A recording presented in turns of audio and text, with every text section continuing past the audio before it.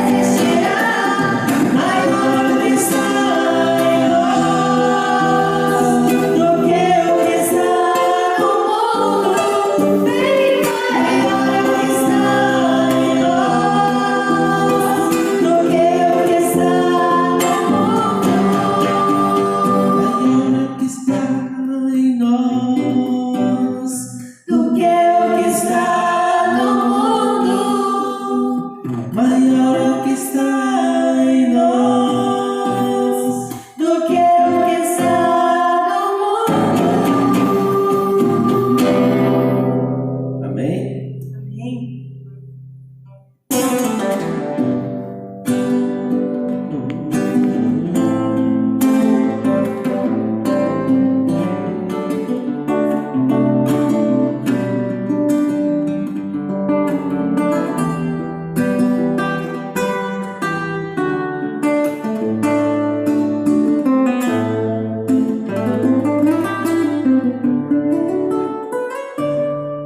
Cada vez que a minha fé é provada, tu me dás a chance de crescer um pouco mais. As montanhas e vales, desertos e mares, Que atravessam me levam pra perto de ti. minhas provações não são maiores que o meu Deus, e não vão me impedir de caminhar. Se diante de mim não se abrir o mar, Deus vai me fazer andar por sobre as águas, rompendo em fé. Minha vida se revestirá do teu poder, Rompendo em fé,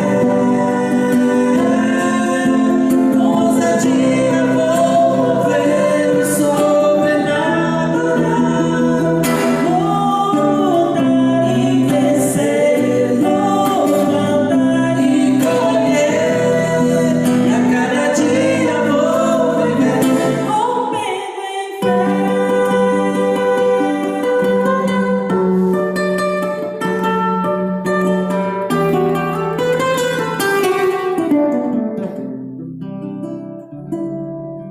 Cada vez que a minha fé é provada, tu me dás a chance de crescer um pouco mais. As montanhas e vales, desertos e mares, Que atravesso me levam pra perto de ti. minhas provações não são maiores que o meu Deus, e não vão me impedir de caminhar. Se diante de mim não se abrir o mar, Deus vai me fazer andar por sobre as águas, rompendo em fé. Minha vida se revestirá do teu poder, rompendo em fé. Com ousadia vou ver o sobrenatural, vou plantar e colher, vou plantar e colher, e a cada dia vou viver rompendo em fé, e a cada dia vou viver rompendo em fé.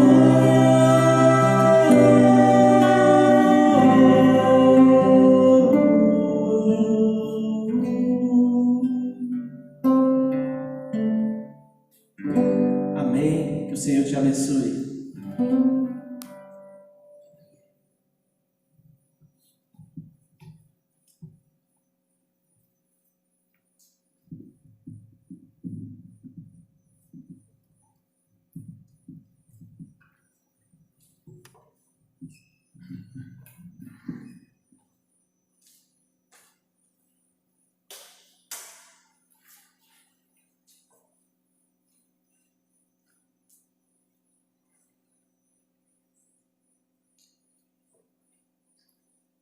Amém.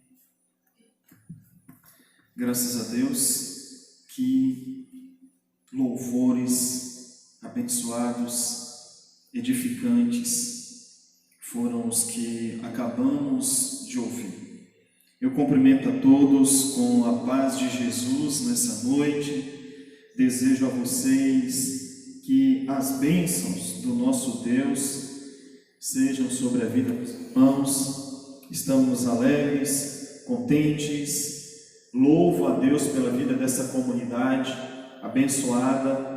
Louvo a Deus pela vida desses irmãos que temos tanto apreço, que são preciosos, valiosos para nós. Irmãos, deixe-me dar uma palavra a vocês a respeito da nossa igreja nesse tempo de pandemia, nesse tempo em que não estamos tendo os cultos presenciais aqui na comunidade. Bem, o último culto aqui na nossa igreja foi no dia 15 de março. Então nós estamos caminhando para cerca de 5 meses sem as reuniões. E eu sei que passa pela mente dos irmãos o seguinte questionamento, não de todos, mas de alguns, e a gente precisa informar. Nós temos praticamente todas as igrejas evangélicas da cidade com cultos. A Igreja Católica voltou nesse domingo com as reuniões também presenciais. E aí, como é que fica a primeira Igreja Batista? O que o pastor está pensando? Como é que fica a nossa situação diante da questão da abertura, do retorno dos cultos? Então, a nossa palavra, irmãos, sempre foi uma palavra de cautela aqui na comunidade. A nossa palavra sempre foi uma palavra seguindo as orientações, seja do município, seja as orientações também dos governos, né, acima do municipal. E agora, o que aconteceu? Nós tínhamos uma previsão de retornar os cultos no dia 2 de agosto, dia 2 de agosto, era dia 2 ou dia 3, primeiro domingo de agosto. Só que naquela semana que nós retornaríamos, que tudo estava sendo preparado aqui para isso, o que aconteceu? Nós tivemos um aumento significativo no número de casos da nossa cidade. Em pouco tempo saímos de 30 para 100 casos registrados. Então, assim, isso nos preocupou e fez com que recuássemos, esperássemos um pouco mais. Bem, a palavra que eu tenho aos irmãos é a seguinte: caso o pastor e a liderança da igreja esteja errando, nós estamos errando, tentando acertar e errando, visando o bem dos irmãos. Esse é um ambiente fechado. Esse é um ambiente que precisa ter alguns cuidados especiais. Então, por isso, a nossa palavra de esclarecimento aos irmãos. No entanto, o que nós estamos pensando é que daqui talvez cerca de 15 dias, analisando o quadro da nossa cidade, a gente já pode estar retornando, final agora de agosto, início de setembro. Enquanto isso, vamos continuar adorando a Deus em casa, vamos continuar orando em casa. Eu sei que está frio, mas o matutino está aqui acontecendo. Se você está com saudade da igreja e quer vir para a igreja, quer orar, quer cantar, matutino, terça, quarta, quinta, de 6 a 7. O Roberto já falou aqui que na semana que vem ele vai estar aqui colado aqui com a gente. E aí é o meu incentivo a vocês a estarem também assistindo os cultos, participando da nossa campanha de leitura da Bíblia. Terminamos o Gênesis, estamos avançando no Êxodo. Então, são as formas que nós temos de manter aí ativa a nossa prática de espiritualidade. Vamos para a Bíblia. Eu estou quase no fim do nosso estudo da segunda carta de Paulo a Timóteo. Hoje o nosso estudo é com base no versos 6, 7 e 8. Eu convido a você, segunda carta de Paulo a Timóteo, capítulo 4, hoje é a penúltima mensagem, domingo será a última, com base nessa carta, nessas que nós consideramos as últimas palavras do apóstolo Paulo. Então, segunda carta a Timóteo, capítulo 4, versos 6, 7 e 8, que diz assim: porque eu já estou sendo oferecido por aspersão de sacrifício, e o tempo da minha partida está próximo. Combati um bom combate, acabei a carreira, guardei a fé. Desde agora a coroa da justiça me está guardada, a qual o Senhor, justo juiz, me dará naquele dia, e não somente a mim, mas também a todos os que amarem a sua vida. Vamos falar com Deus. Vamos orar, vamos pedir sua graça, sua direção. Deus eterno, obrigado por sua palavra, que já nos toma, nos possui, desde o momento que Ivone começou a orar, que o ministério começou a cantar, que esta palavra, agora falada, também, Senhor, nos atraia, ó Deus, nos faça aproximar de Ti, que a Tua palavra agora, Senhor, ela provoque em nós elevado interesse para a compreensão da Tua vontade, dos Teus projetos para a nossa vida, Senhor. Te pedimos, Senhor, que diante de tantas distrações agora que nos envolve o lar, que o Senhor, ó Deus, nos prenda, nos faça cativos às Tuas verdades, em nome de Jesus. Amém.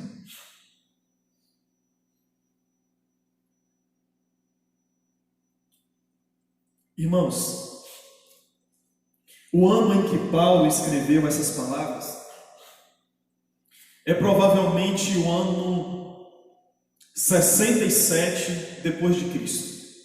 Ano 67. Paulo, nesse tempo, não era mais um jovem. Muito pelo contrário. Nesse tempo, Paulo era um idoso de 62 anos.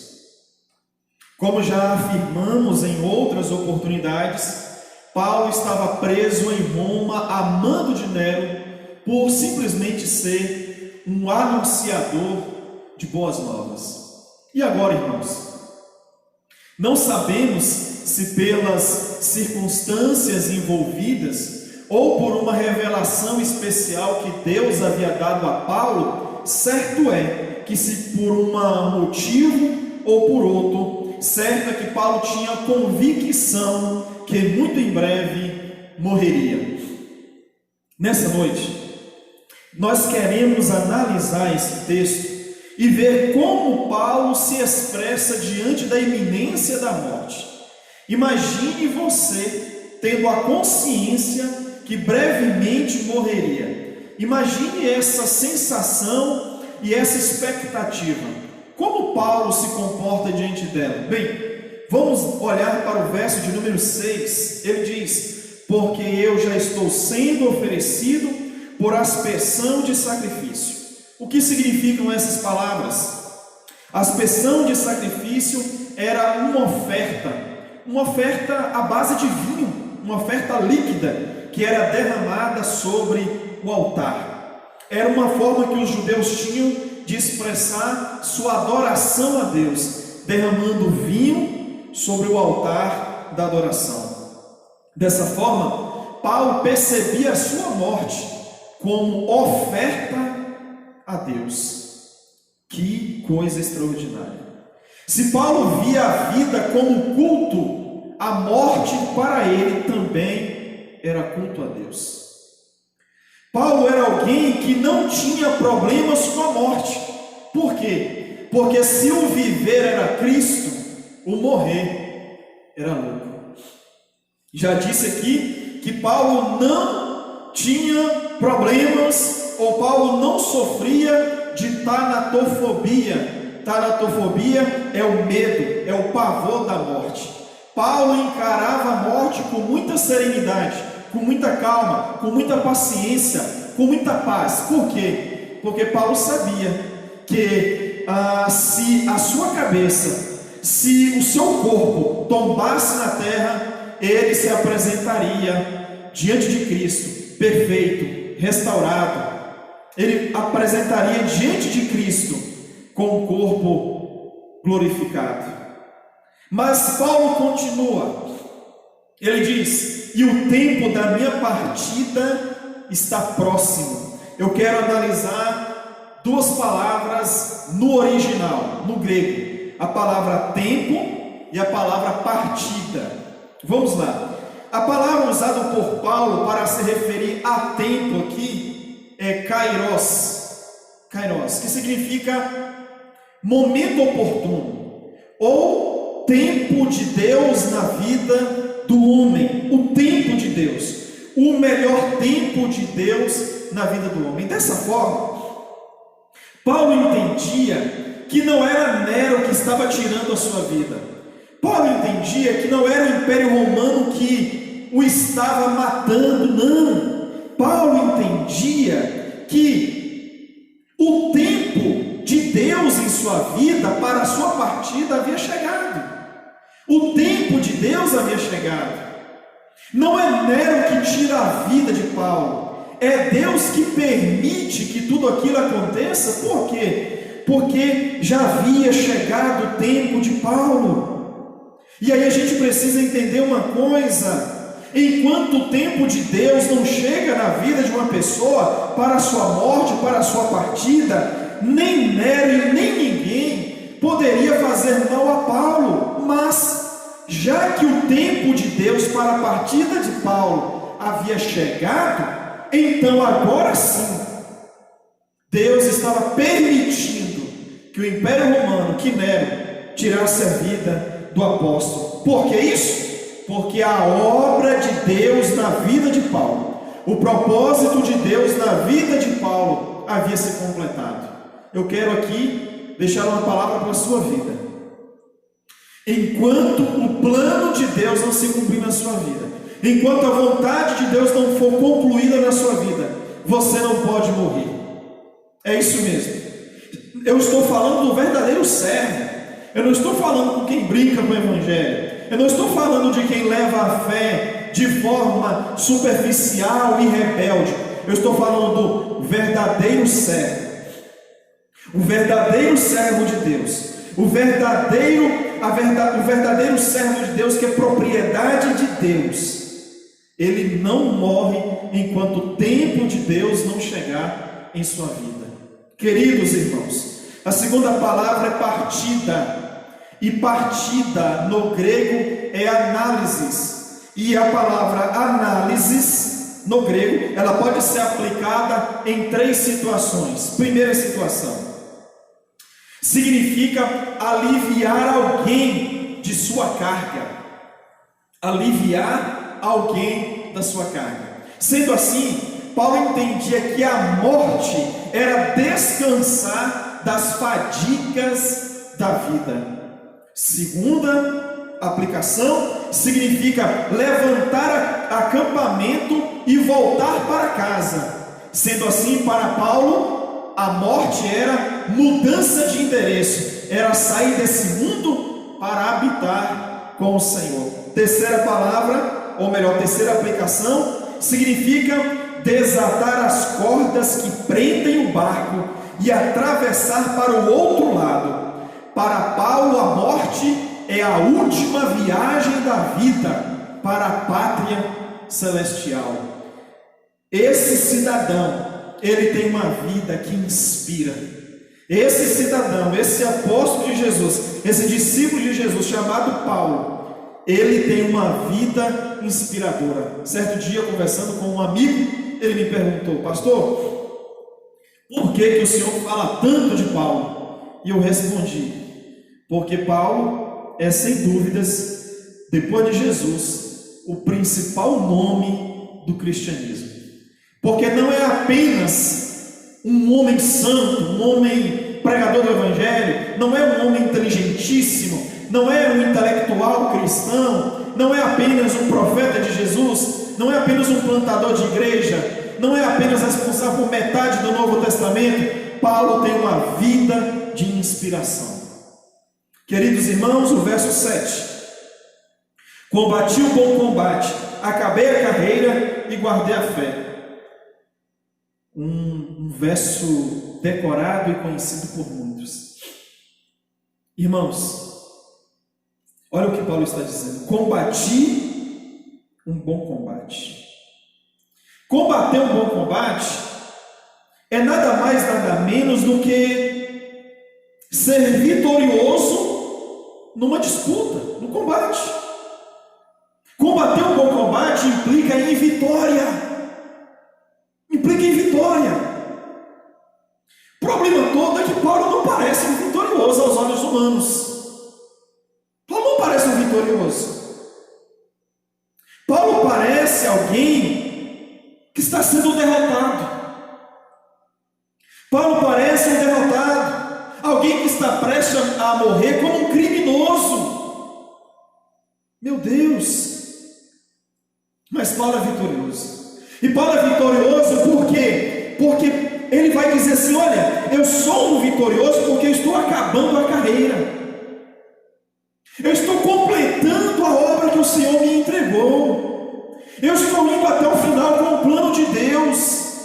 Eu estou indo até o final com a meta que Deus tinha para a minha vida. Então, eu sou um vitorioso. A despeito de estar preso, a despeito de estar doente, a despeito de estar velho, a despeito de estar sendo condenado à morte como criminoso, eu sou um vitorioso, porque eu estou concluindo de forma pacífica a missão que Deus me entregou. Interessante é que, se você abrir a sua Bíblia em Atos capítulo 20, quando Paulo está se despedindo da igreja de Éfeso, uma despedida emocionante, porque Paulo pregou em Éfeso por mais de 3 anos, ele tinha um apego muito forte com aquela comunidade, mas quando ele está indo embora, ele diz assim: em nada tenho a minha vida por preciosa, contanto que cumpra com alegria a carreira que o Senhor me entregou. Lá em Éfeso, cerca de 10 anos antes disso aqui, Paulo está dizendo: o meu maior objetivo é cumprir a carreira. E agora Paulo chega em Timóteo, no final da vida, dizendo: eu completei a carreira. Eu fico pensando quantas pessoas na nossa igreja aqui e no Brasil deixaram a carreira pela metade. Quantas pessoas foram batizadas aqui e desistiram da carreira, abandonaram a carreira. Deus tinha um propósito, Deus tinha uma meta, eles desistiram. Os motivos, os mais diversos. A minha oração é que essas pessoas voltem para o caminho, e a minha oração é que você vá até o final, como Paulo foi, com a meta, com o propósito, com a missão que Deus entregou para a sua vida. Mas Paulo se percebia como vitorioso, não apenas porque estava completando a carreira, mas também porque guardou a fé. Guardou a fé até o fim. Estava morrendo velho, doente, desamparado pela maioria das pessoas. Estava prestes a morrer como um criminoso, mas a fé estava intacta, crente, cheio de esperança, com a consciência em paz. Fé guardada mesmo diante de lutas e aflições. Agora me escute. Eu fico a pensar, são 5 meses de pandemia e algumas pessoas não estão conseguindo guardar a fé.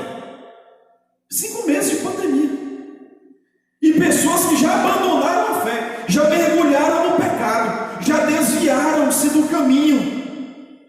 Eu fico pensando, e quando vivermos realidades ainda piores? Sim. Não tem gente aí que diz que o melhor está por vir? Me desculpe, mas pelo Evangelho e pelo que a gente lê sobre os últimos dias, coisas piores estão por vir.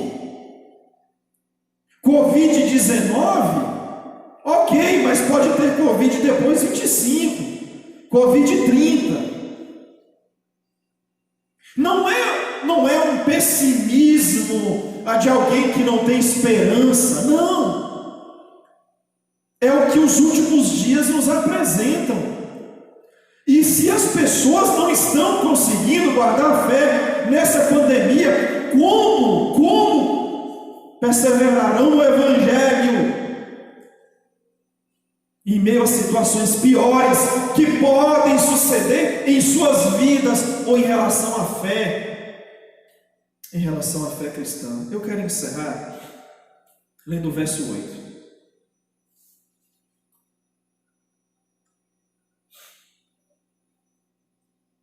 Desde agora, a coroa da justiça me está guardada, a qual o Senhor, juiz reto, justo juiz, me dará naquele dia, não somente a mim, mas também a todos os que amarem a sua vida. Eu quero destacar 3 verdades aqui. Primeira verdade: o Senhor voltará.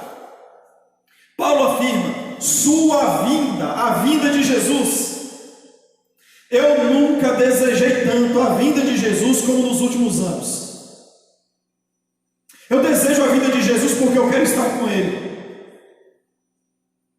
Eu desejo a vinda de Jesus porque eu quero que Ele venha e coloque ordem no caos. Mas me permita agora abrir meu coração e falar de uma particularidade. Fique tranquilo, o pastor não está ficando depressivo, o pastor não está se enchendo de angústia, não. Mas, diante do caos que vive a religião cristã, diante do caos que vive o mundo, eu tenho percebido cada dia mais a vida como menos interessante e tenho desejado mais o céu.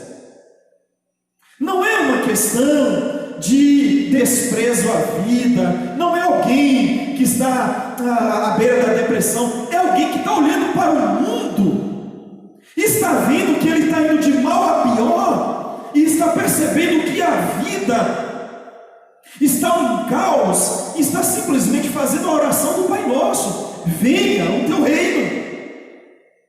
Então a primeira verdade é que o Senhor voltará. Segunda verdade: o Senhor voltará também para recompensar. Escute isso. O Senhor voltará também para recompensar. Jesus vem para punir o ímpio e aniquilar o mal, mas Jesus também vem para recompensar os seus servos. Nos Jogos Olímpicos da Grécia, o vencedor, o campeão, recebia como prêmio maior uma coroa de folhas de louro. Isso mesmo, uma coroa de folhas de louro. O atleta campeão lutava por uma coroa que em poucos dias ia murchar.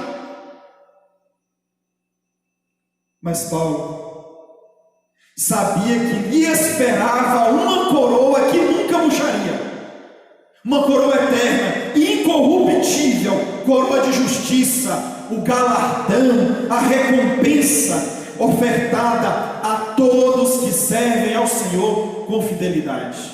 Terceira verdade: a vinda do Senhor deve ser algo desejado pelos seus servos. O servo de Jesus deve desejar a vinda do Senhor. Paulo afirma: Timóteo, esse galardão, essa coroa que eu vou receber, não está destinada somente a mim, mas também a todos quanto amam, desejam, esperam pela vinda do nosso Senhor e Salvador Jesus. Um teólogo que eu gosto muito, e vocês já me ouviram citando aqui várias vezes, qualquer livro que você ler de John Stott, você será ricamente abençoado. John Stott diz assim no seu livro, Tu, porém, uma análise da segunda carta de Paulo a Timóteo. Ele diz assim: amar a vinda do Senhor é uma firme evidência da nossa justificação.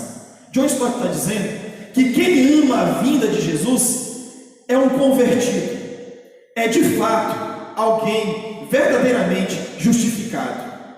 O descrente, o não justificado, o perdido, o religioso, ele teme a vinda de Cristo, porque não está preparado para ela. Teme a vergonha, teme o juízo. O crente, o salvo, por outro lado, tendo sido justificado, aguarda a volta de Jesus com graça e expectativa. Que o Senhor nos abençoe. Que o Senhor nos abençoe. E que a gente perceba a vida, que a gente perceba a morte com esse olhar paulino, com essa teologia paulina de ser. A vida é culto, a morte é minha oferta, Deus.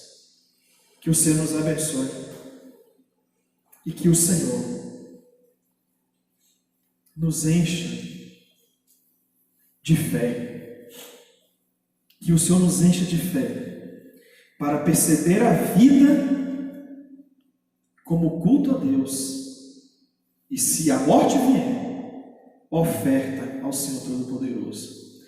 Deus abençoe sua vida. A minha oração é que as bênçãos de Deus cheguem à sua casa, as bênçãos de Deus cheguem à sua vida, e se o Senhor permitir, estaremos de volta domingo às 19h30 para mais uma vez estudarmos a respeito das últimas palavras de Paulo. Convide alguém.